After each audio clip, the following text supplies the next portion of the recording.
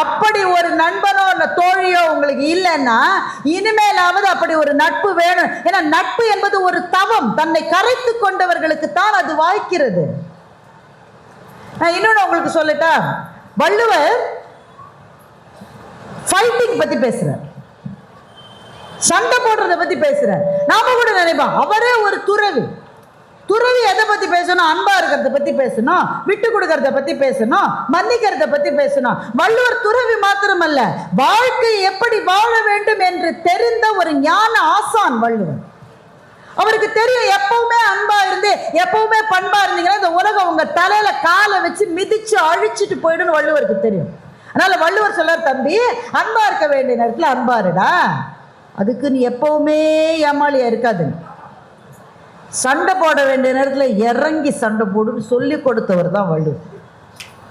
அதனாலதான் காலம் கடந்து நிற்கிறார். வள்ளுவர் சொல்றாரு, வாழ்க்கை என்பது சண்டைங்க.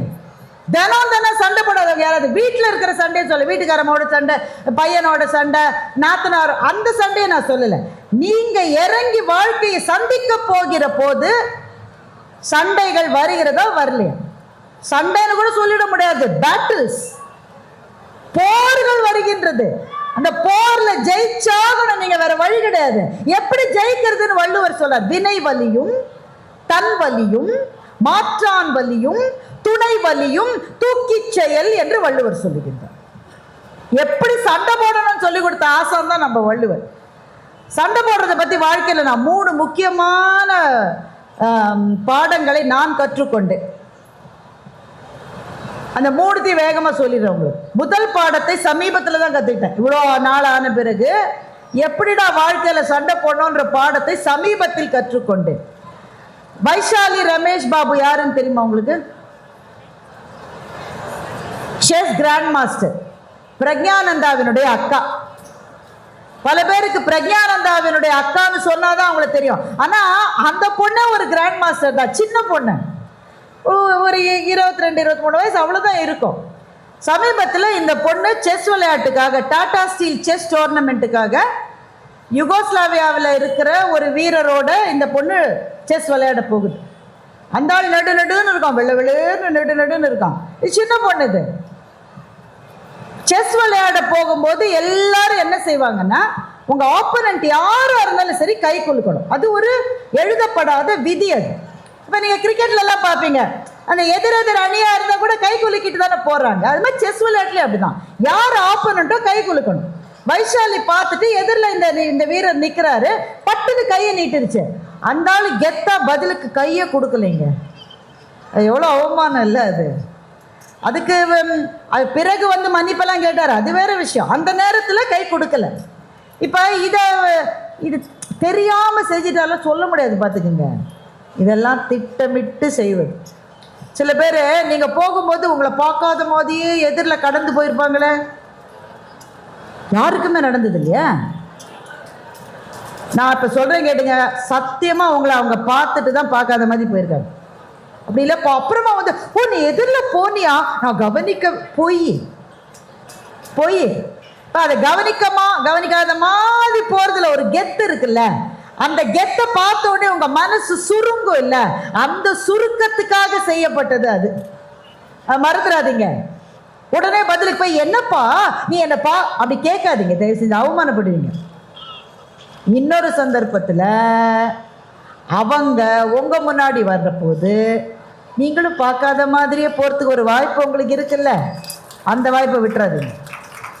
இதில் எப்பவுமே நல்லவனாவே இருக்க முடியாது வாழ்க்கையில். ஒவ்வொரு சமயத்தில் திருப்பி கொடுக்க வேண்டிய நேரத்தை திருப்பி கொடு. சிவாஜி படம் பார்த்தீங்களா?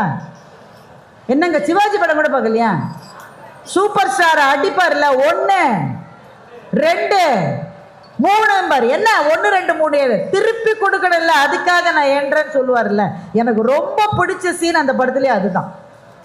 நீங்க திருப்பி கொடுப்பது அன்பாலும் திருப்பி கொடுக்கலாம், அல்லது அவர்களுக்கு எது தேவையோ அதாலும் திருப்பி கொடுக்கலாம். ஆனால் வாழ்க்கை என்பதிலே போர் இருக்கிறது, மறந்து விடாதீர்கள். வைஷாலி கையை நீட்டினாங்க, அந்த ஆள் அதை சட்டையே பண்ணலைங்க. அது he also came late for the tournament. யாருமே டோர்னமெண்ட்டுக்குள்ள லேட்டாக வர மாட்டாங்க, ஒரு 5 நிமிஷம் நம்ம லேட்டாக வராது. அது வந்து இந்த பொண்ணு கை கொடுத்து நேர விளையாட ஆரம்பிச்சிட்டாரு. இதெல்லாம் ஒரு சைக்கலாஜிக்கல் டாக்டிக். எதிராளியினுடைய மனத்தை சுருங்க செய்கிற போதே நீங்கள் வெற்றி கண்டு விட்டீர்கள் என்று பொருள். அந்த மனத்தை சுருங்க செய்வதற்காக செய்யப்படுவது இதெல்லாம். இப்ப நாம இருந்தா என்ன பண்ணுவோம், ரொம்ப அழுவாச்சின்னா நான் கை கொடுத்தா கூட இந்த ஆள் கையே கொடுக்கல சரி மனசுக்குள்ள என்ன. வைஷாலி அதெல்லாம் செய்யல. ஒரு நிமிஷம் அது இருந்தாங்க, அப்புறம் குனிஞ்சு செஸ் போர்டை பார்த்தாங்க. அதற்கு பிறகு வைஷாலியினுடைய கண்களுக்கு தெரிந்ததெல்லாம் அந்த 64 கட்டங்கள் மட்டும்தான். எதிரில் இருக்கிற ஆளை பார்க்கவே இல்லை. 10 நிமிஷத்துல அந்த ஆளை ஜெயிச்சாங்க. 10 நிமிஷத்துல ஜெயிச்சுட்டான். ஜெயிச்ச பிறகும் கை கொடுக்கணும். ஜெயிச்சவங்க வென்றவர்கள், தோற்றவர்கள். ஜெயிச்ச பிறகு அவன் அப்படியே பார்த்துட்டு கை கொடுக்காமலே திரும்பி போனா வைஷாலி. எனக்கு ரொம்ப சந்தோஷம்ப்பா. ஒன்றை நினைவில் கொள்ளுங்கள், வாழ்க்கையில் நாம் விரும்புகிறோமோ விரும்பவில்லையோ அவமானங்கள் நம்மை தேடி வந்து கொண்டுதான் இருக்கும். எந்த நிலையில் இருந்தாலும் அவமானங்களை தவிர்க்க முடியாது. அவமானங்களுக்கு எப்படி ரியாக்ட் பண்ணும், நேர போய் பிலு பிலு சண்டைக்கு பிடிச்சி சிலதெல்லாம் நிற்கும். கண்ணு நீ ஒரு நாள் ஜெயிக்க மாட்ட கண்ணு. மௌனமா இருந்து இறுதி வெற்றி உங்களுக்கு என்று காட்டுகிற போதுதான் யார் உங்களை அவமானப்படுத்தினார்களோ அவங்க மனசுக்குள்ள ஒரு நிமிஷம் வருத்தப்படுறாங்க பாருங்க, அதுதான் உங்களுக்கான நேரம் தோழர்கள். அந்த வெற்றி சும்மா வந்துடாது. வைஷாலி ஜெயிச்சானா ஃப்ளூக்ல ஜெயிச்சாளா? அதற்காக பாடுபட்டிருக்க அந்த குழந்தை. ராப்பகலா பிராக்டிஸ் பண்ணிருக்க. உழைத்து உழைத்து உழைத்து உழைத்து அந்த நேரத்தில் தன்னுடைய நெஞ்சத்தினுடைய அத்தனை சக்தியையும் விளையாட்டிலே செலுத்தி தனக்கு நேர்ந்த அவமானத்துக்கு பதில் சொல்லலாம். அதற்கு பிறகு அந்த தம்பி வந்து மன்னிப்பெல்லாம் கேட்டாரு. அந்த விதத்தில் அவரை நான் பாராட்டுறேன். மன்னிப்பு கேட்டு ஃப்ளவர்ஸ் எல்லாம் கொடுத்துருக்காரு. ஆனா அந்த ஒரு நேரத்துல சின்ன அவமானம் வந்த போது அதை நினைச்சு பயப்படாம வெற்றியின் மூலம் தன்னுடைய போராட்டத்திலே ஜெயித்த வைஷாலி எனக்கு முதல் பாடத்தை சொல்லி கொடுத்தார், எப்படி ஜெயிக்கிறது. ரெண்டாவது பாடம் ஒரு கராத்தே மாஸ்டர் சொல்லி கொடுத்தாரு ரொம்ப வருஷம் முன்னாடி.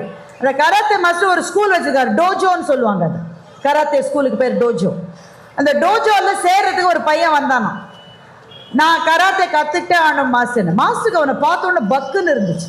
ஏன்னா அந்த தம்பிக்கு பிறப்பிலேயே வலது கை கிடையாது, இது பாதி தான் இருக்கு, கையே இல்லை. எப்படிங்க கராத்தே பண்ணுவீங்க ஒரு கையில பாதி இல்லைன்னா? ஆனால் அந்த தம்பியினுடைய ஆர்வத்தை பார்த்து அந்த மாஸ்டர் கிளாஸ்ல சேர்த்துக்கிட்டார். நல்லா பிராக்டிஸ் பண்ணி நல்லா வந்தான். ஒரு நாள் ஒரு 2 பள்ளிகளுக்கு இடையிலே கராத்தே மேட்ச். இந்த பையன் இருக்கிற ஸ்கூல்ல இருக்கிற பசங்கள்லாம் ஒரு பக்கம் நிற்குது, இன்னொரு சைடு பசங்கள்லாம் நிற்குது. அந்த ரோல ஒருத்தர் இருக்கான், அவன் பயங்கர வில்லாதி வில்லனா இருக்கான். அவனோட யாரு கராத்தே மேட்சுக்கு போனாலும் 2 செகண்ட்ல கீழே தள்ளிடும். இந்த ஸ்கூல்ல இருக்கிறது எல்லாம் தோத்து தோத்து தொப்பு தொப்பு தொப்புன்னு எல்லாம் விழுந்துருச்சு. இந்த பையன் இருக்கான்ல, அவன் ரிசர்வா தான் போயிருக்கான். ஏன்னா அவனுக்கு ஒரு கை கிடையாதுன்றதுனால அவன் ரிசர்வ் தான். அவன் போய் மாஸ்டர் கேட்டான், மாஸ்டர் நான் போய் ஃபைட் பண்றேன் மாஸ்டர். மாஸ்டர் சொல்ற, ஏய் 2 கை இருக்கிறவன் எல்லாமே 1 செகண்ட்ல தோத்துடுறான்டா அப்படின்னு சொல்லலை. இந்த பையன் மனசு கஷ்டப்பட, சரி தம்பி நீ போய் ட்ரை பண்ணு, முடிஞ்சதை செய், நீ வெற்றி தோல்வி முக்கியம் இல்லை, நீ பார்ட்டிசிபேட் பண்றேன்னு சொல்றிய அதுவே ரொம்ப பெரிய விஷயம், நீ போன்னு அனுப்பிச்சாரு. இவன் போனா அந்த அவன் இவனை பார்த்து 1 செகண்ட்ல இவன் அவனை கீழே தள்ளிட்டான். எல்லாருக்கும் நம்பவே முடியல. அத்தனை பேரையும் ஜெயித்த அந்த வீராதி வீரனை ஒரு கையில் பாதி இல்லாத இந்த தம்பி 1 நிமிடத்துக்குள்ளே வென்று விட்டான். கப்பா அவனுக்கு கொடுத்துட்டு மாஸ்டர் கடை, என்னடா பண்ண, இந்த கிளாஸ்ல ஒன்னை விட சீனியர்ஸ்ல ஏகப்பட்ட பேருக்கு அவெல்லாம் பொத்து பொத்துன்னு விழுந்து இன்னும் கூட எந்திரிக்காம இருக்கான், நீ எப்படிடா ஜெயிச்ச? இந்த பையன் சொன்னா, ஒன்றும் இல்லை சார், நான் அவன் விளையாடுற மேட்ச் ஒவ்வொருத்தையும் பார்த்துக்கிட்டே இருந்தேன் சார். அவனுடைய டெக்னிக் என்ன தெரியுமா, எதிரில் வர ஆளோட வலது கையை பிடிச்சி இழுத்துடுறான், அதுக்கு அப்புறம் இடது கையால் அடிக்கிறான், இதுதான் அவனோட டெக்னிக்கு. நான் போய் நின்னேன்னா அவன் பிடிச்சி இழுக்கிறதுக்கு எனக்கு கையே இல்லை. அவன் எதனா பிடிக்கிறதுன்னு பார்க்குற நேரத்துக்குள்ள அவனை அடிச்சு நான் கீழே தள்ளிட்டேன்னு. இது 2வது முக்கியமான பாடம் நண்பர்களே. எது உங்களினுடைய பலவீனம் என்று நினைக்கிறீர்களோ பல சமயத்தில் அதுதான் உங்களினுடைய பலமாக இருக்கும். அதையே அப்படியே திருப்பி போடுங்க. எது உங்களுடைய பலம் என்று நினைக்கிறீர்களோ பல சமயத்தில் அதுவே உங்கள் பலவீனமாகவும் இருக்கும். இப்ப நமக்கு நிறைய பலவீனங்கள் இருக்கு, வீக்னஸ் இருக்கு, நமக்கு தெரியும். நான் பிறந்த குடும்பத்தில் வசதி இல்லை, அது ஒரு வீக்னஸ் தானே. அது நான் இதெல்லாம் செய்யணும்னு நினைக்கிறேன், எனக்கு வாய்ப்பு இல்லை, அது ஒரு வீக்னஸ் தானே. இதெல்லாம் பலவீனம்னு நினைக்கிறோம்னா எது உங்களினுடைய பலவீனமோ பல சமயங்களில் அதுவே உங்கள் பலமாக இருக்கும் என்று நம்புகிறவர்கள் வாழ்க்கையில் போராட்டங்களில் வெற்றி அடைகின்றார்கள். மூணாவது, வேகமா சொல்லி முடிச்சிடுறேன். என் ஃப்ரெண்டு ஒருத்திக்கு நடந்தது. அவளுடைய ஆஃபீஸில் ஒரு பெரிய பொசிஷனுக்காக அப்ளை பண்ண சொன்னாங்க. இந்த பொண்ணு அப்ளை பண்ணியிருந்தா இன்னொருத்தரும் அப்ளை பண்ணியிருந்தார். இவளுக்கு தான் தகுதி அதிகம், ஏன்னா அந்த ப்ரமோஷனுக்கான எல்லாமே அவள்கிட்ட தான் அதிகமாக இருந்தது. இன்டர்வியூ 10 ரவுண்டுங்க, 10 ரவுண்ட் ஆஃப் இன்டர்வியூஸ். ஒவ்வொரு ரவுண்டையும் பண்ணிவிட்டு எனக்கு ஃபோன் பண்ணுவான், எப்படி பண்ண, சூப்பராக பண்ணேன், எல்லா கேள்விக்கும் கரெக்டாக பதில் சொன்னேன், அடுத்த ரவுண்டு இன்டர்வியூக்கு இன்னும் நான் நிறைய படிக்க போகிறேன், நிறைய ப்ரிப்பேர், IAS எக்ஸாமுக்கு படிக்கிற மாதிரி இன்டர்வியூக்கு படிச்சது. 10 ரவுண்டையும் நல்லா பண்ண பிறகு என்ன நடந்திருக்கும்னு நினைக்கிறீங்க? இன்னொரு ஆளுக்கு தான் வேலை கிடைச்சது, இவளுக்கு கிடைக்கல. இந்த மாதிரி அனுபவம் ஏற்படாதவர்கள் யாராவது இருக்க முடியுமா? ஸோ இவன் என்ன பண்ணா, குமரி அழுதோ, எனக்கு தான் கொடுத்துருக்கணும், நான் நல்லா செஞ்சு கடைசி நிமிஷத்தில் நான் எங்கே தப்பு பண்ணேன்னே எனக்கு தெரியலையே. ரொம்ப நாள் கழிச்சு தான் அவளுக்கு தெரிஞ்சது அவள் தப்பே பண்ணலை. இந்த இன்டர்வியூ வைக்கிறதுக்கு முன்னாடியே அவங்க டிசைட் பண்ணிட்டாங்க இவளுக்கு கொடுக்கக்கூடாதுன்னு முடிவு பண்ணிட்டாங்க. Sometimes the ground is set in such a way that you will not win. உங்களுக்கான களங்கள் அமைக்கப்படுகிற போதே உங்களுக்கு இது கிடைக்கக்கூடாது என்று சில பேர் முடிவு செய்து விடுகிறார்கள். இப்ப நான் என்ன செய்யறதுன்னா, இதுதான் வாழ்க்கை என்பதை புரிந்து கொள்ளுங்கள், அவ்வளவுதான் நான் சொல்றேன். உங்களுக்கான நேரம் வரும் வரையில் காத்திருங்கள். இது ஔவையார் சொன்னார், ஓடு மீன் ஓட உருமீன் வருமளவும் வாடி நிற்குமான் கொக்கு என்று ஔவையார் சொன்னார். கொக்கொக்க கோம்பும் பருவத்து மற்றதன் குத்தொக்க சீர்த்த இடத்து என்று வள்ளுவர் சொன்னார். வள்ளுவர் சொல்கிறார், கொக்கு போல காத்துரு, வெயிட் பண்ணிட்டே இருக்குது, சின்ன மீனெல்லாம் போயிட்டே இருக்கு, கொக்கு சாப்பிட மாட்டேங்குது. ஏன் சாப்பிட மாட்டேங்குது? அதுக்குதான் பசியா இருக்கே, சின்ன மீன் போனா சாப்பிடலாம் தானே, சாப்பிடாம காத்துக்கிட்டே இருக்கு.